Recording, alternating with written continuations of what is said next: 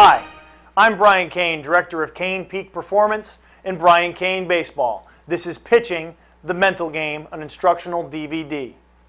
In this DVD, you're going to learn the secrets of the mental game used by some of the top coaches and players in all of baseball. This DVD is going to teach you how to live in the present moment, play the game one pitch at a time, and give yourself the best chance to be a peak performing pitcher. Pitching the mental game.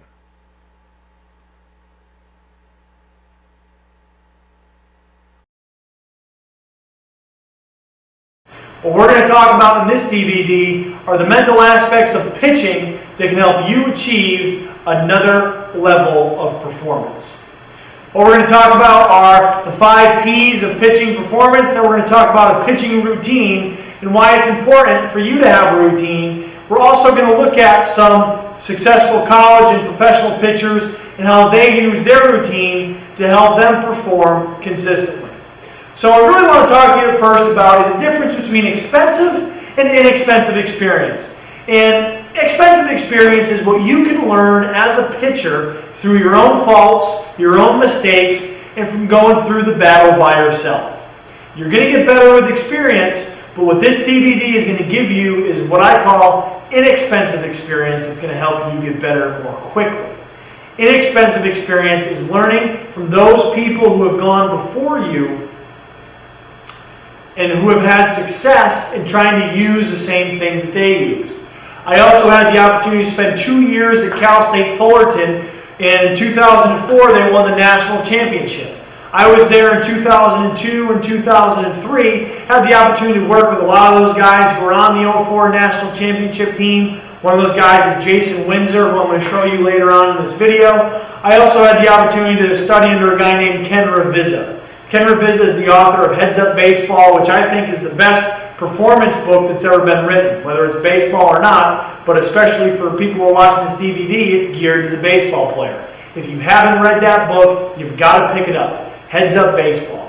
You can order that by contacting Ken in his office at 714-278-3577 or by sending him an email to kravizza@fullerton.edu.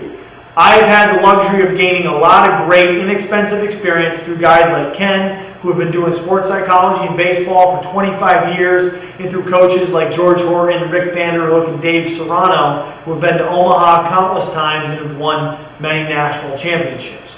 So I want to talk and build a little bit more about this idea of inexpensive experience, and I want to show you a quote from Orel Hershiser in his book, Playing Between the Lines, which again is a quick read and a fantastic book for pitchers. Hershiser talks about inexpensive experience.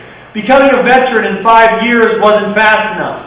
I would speed up the process so that the information I received would come in plenty of time for me to use during my short window of opportunity. Hershiser is talking about learning from other people, get better, so I can maximize the short amount of time I have to play this game. Hershiser is one of the best pitchers of all time. If he's learning from other people and likes to go and talk and learn about pitching, maybe we should do that too if you want to be great. And I think if you're watching this DVD, it's because you want to try to get some good, inexpensive experience and become a great pitcher.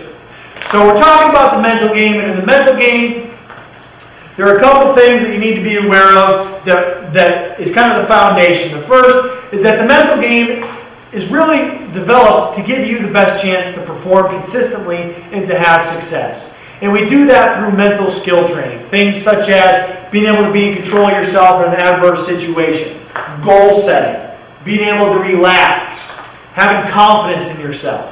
You know, those things are skills that can be learned just like throwing a curveball or just like having a good pickoff move to first base.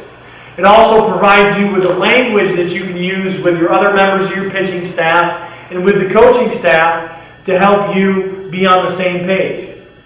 The mental game is also the difference maker. If you have the opportunity to talk to Coach Horton, and what he believes in winning in big games and in Omaha is having a good mental game.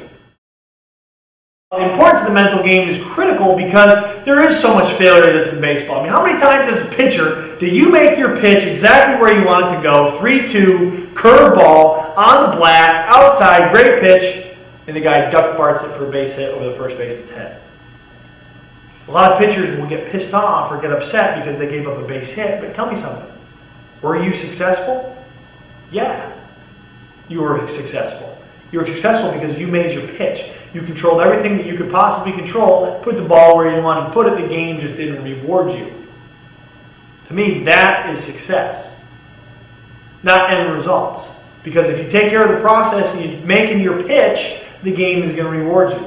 Let's take a look at what I call the process pitching chart.